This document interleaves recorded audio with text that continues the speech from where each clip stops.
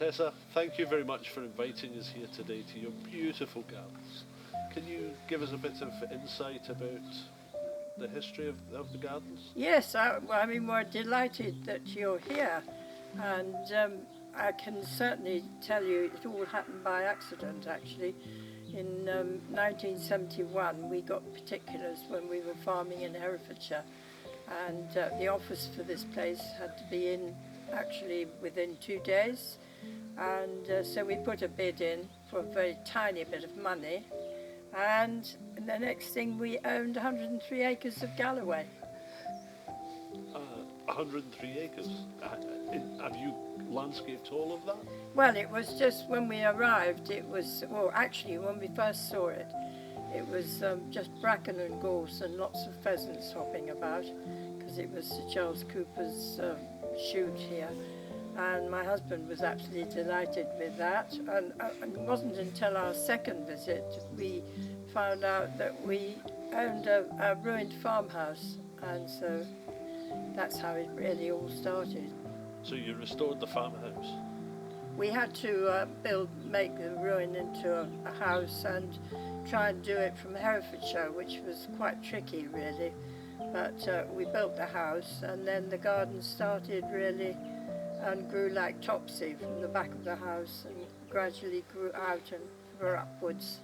This has all been your hard work creating all this? Well, yes, it has actually, and the first thing we did was to put a shelter belt in right round the garden, and then we made the 2 locks, the water that you can see. What is a shelter belt? It's a mixture of trees, because we're 300 feet above sea level, we had to have some sort of shelter in order to start a garden. How long have you been running this project? Well, the shelter belt was planted in 1979, and the main plantings, the trees and shrubs, really was over a period of in the 80s. Anyway, the garden gradually grew, and in the 80s and the 90s really was the main plantings. So how long does it take a shelter belt to establish? Well, here, because we have the Gulf Stream, things grow pretty fast, and people now, actually 45 years later, can't imagine that it was just bracken and gorse, nothing else. Compared to the beginning, hours per week, how much time do you put in to the project? Well, most of the day, really. I started the garden with just a retired gamekeeper, and then when he packed up, I had one other man. It was mostly during that time me and Willie, and that's how it went for a long time until we opened to the public.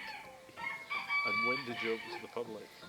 In the 1980s, I opened for charity actually, and we made £20, and I thought that was fantastic.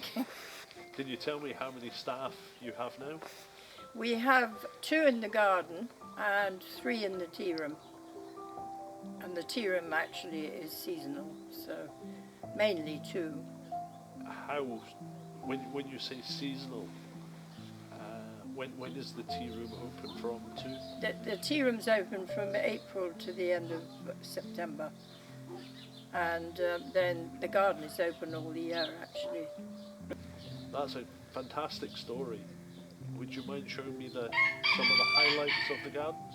I'd be delighted to. And one of the things that we do have is a fantastic view over the Mull of Galloway and Luce Bay.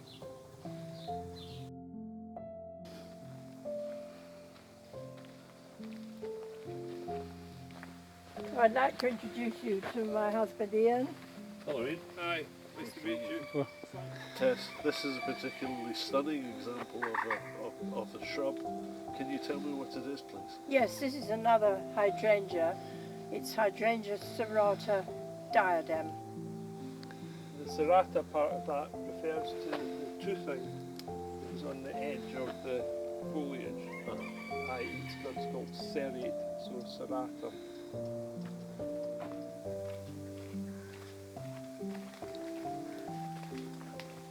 think it's worth stopping here, Simon, and this is the noble fir, which is Abies procera, and it comes from West Coast North America. The impressive cones are the female part, the fruit, and they sit upright and they break down on the tree, and the seeds are shed and they float away. As opposed to spruce, which have got very hard cones, they hang down, and when the fruit open, the seeds are scattered hither and thither.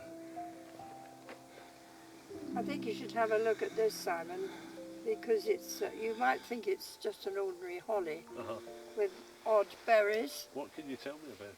Well, To me, it looks like a holly bush. Well, it's a plant called Des Fontanea spinosa, and it comes from Chile. Right. So it is known as the Chilean holly. Yeah, but hollies have got alternate leaves, and with Des Fontanea, the leaves are in pairs. That's basically, and the flowers are totally different. These have evolved to be pollinated by hummingbirds or moths, this long tubular flower, whereas hollies, which is ilex, are more wind pollinated.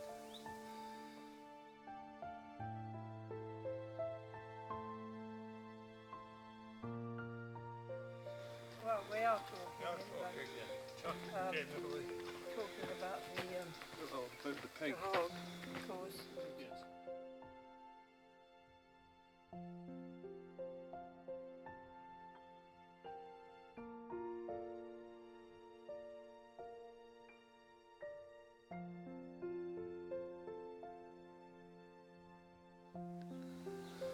Tess, the colours of this shrub are absolutely fabulous. Can you tell me what it is, please? It's Hydrangea serrata blue decal. Thank you.